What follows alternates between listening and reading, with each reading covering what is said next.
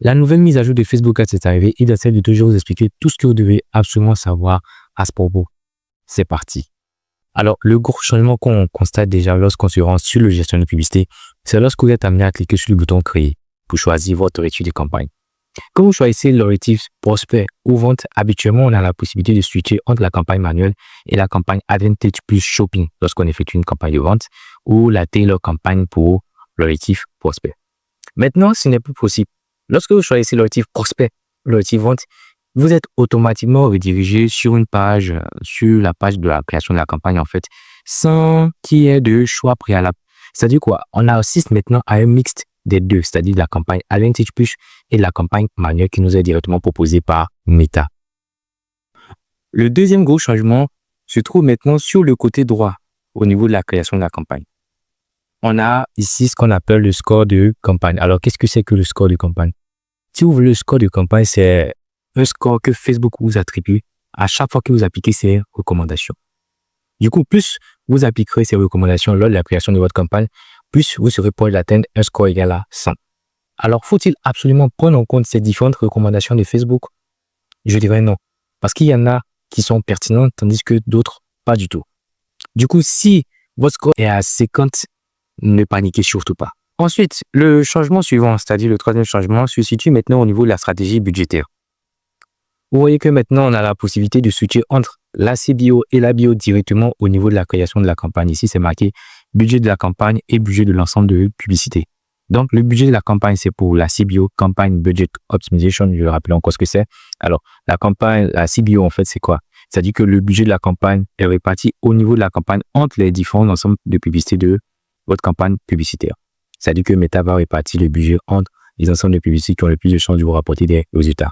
Par contre, quand vous passez en ABO, Asset Budget Optimization, en l'occurrence ici, budget de l'ensemble de publicité, qu'est-ce qui se passe? Le budget sera réparti au niveau de l'ensemble de publicité entre les publicités de votre campagne. C'est-à-dire que vous allez attribuer un budget à votre ensemble de publicité qui sera maintenant réparti entre les différentes publicités de cet ensemble de publicité. Pour ce qui est du quatrième changement, au niveau de l'ensemble de publicité, principalement au niveau du ciblage, au niveau de l'audience, vous voyez qu'ici maintenant, on n'a qu'un seul bloc au niveau de l'audience. Avant, on avait deux blocs pour l'audience Advantage Plus. On avait tout en haut le contrôle et en bas, on avait la possibilité d'effectuer maintenant les suggestions. Mais maintenant, tout est présenté dans un seul grand bloc. Mais ce sont les mêmes éléments qu'on retrouve. Vous voyez qu'ici, au niveau du lieu, vous pouvez choisir votre pays ou votre ville. Ensuite, vous avez ensuite la possibilité de choisir l'âge, d'exclure aussi des audiences et définir la langue. C'est pratiquement les mêmes paramètres.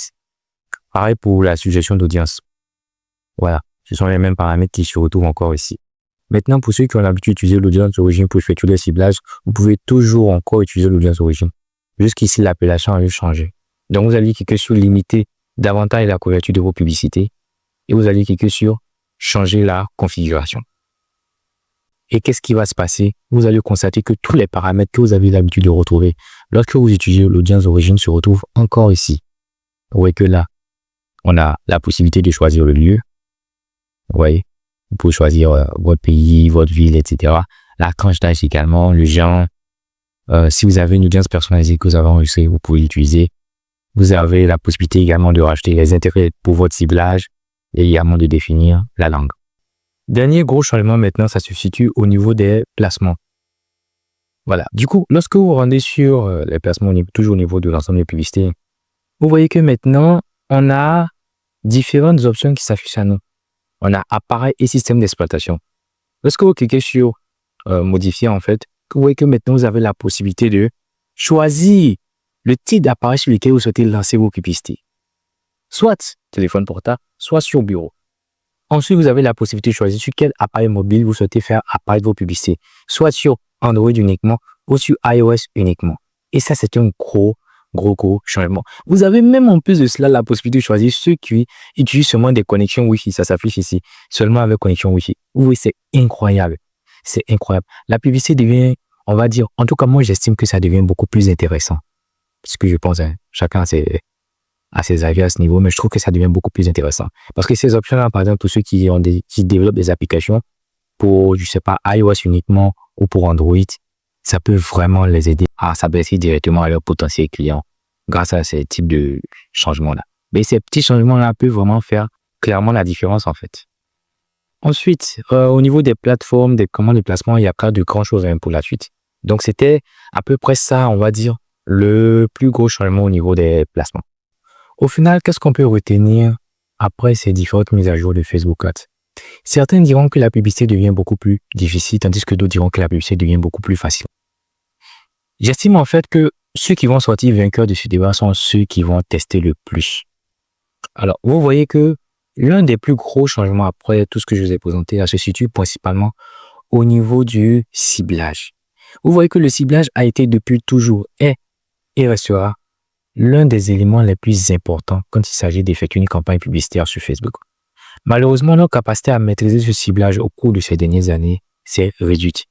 Du coup, qu'est-ce qu'il faudrait faire? Faudrait-il passer à une autre plateforme? Je dirais non. Aujourd'hui, il faut faire confiance à Meta pour effectuer le ciblage pour nous. Heureusement, la plateforme est en mesure de l'effectuer dans la majeure partie des cas. Au lieu de se focaliser plus sur le ciblage, comme on l'effectuait par le passé en 2018-2019, il va falloir maintenant se focaliser beaucoup plus sur la conception de nos créatives publicitaires. Parce qu'aujourd'hui, vous avez la possibilité de créer une publicité et de la lancer sans y attribuer d'intérêt ni de ciblage particulier en termes d'âge, de genre, etc. et de quand même obtenir des résultats. Tout ça parce que vous avez effectué de bonnes publicités. Donc, chers annonceurs, s'il y a un seul conseil que je peux vous donner réellement après toute cette vidéo, c'est de vous concentrer principalement sur la conception de vos créatives publicitaires. Parce que plus votre créative publicitaire sera performante, sera pertinente et sera compréhensible pour votre client potentiel, plus vous serez en mesure de toujours obtenir des résultats avec vos campagnes publicitaires.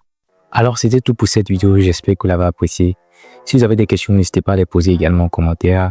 Si vous souhaitez bénéficier également d'un coaching Facebook Ads pour vous aider à maîtriser la puissance de Facebook afin de vous aider à développer votre activité, je vous laisse le lien en description pour réserver directement un appel avec moi. Ou si vous souhaitez tout simplement qu'on s'occupe de la gestion de vos campagnes publicitaires, vous trouverez également le lien en description pour réserver un appel avec moi. Merci de m'avoir suivi jusqu'à présent. On se dit à très bientôt. Ciao.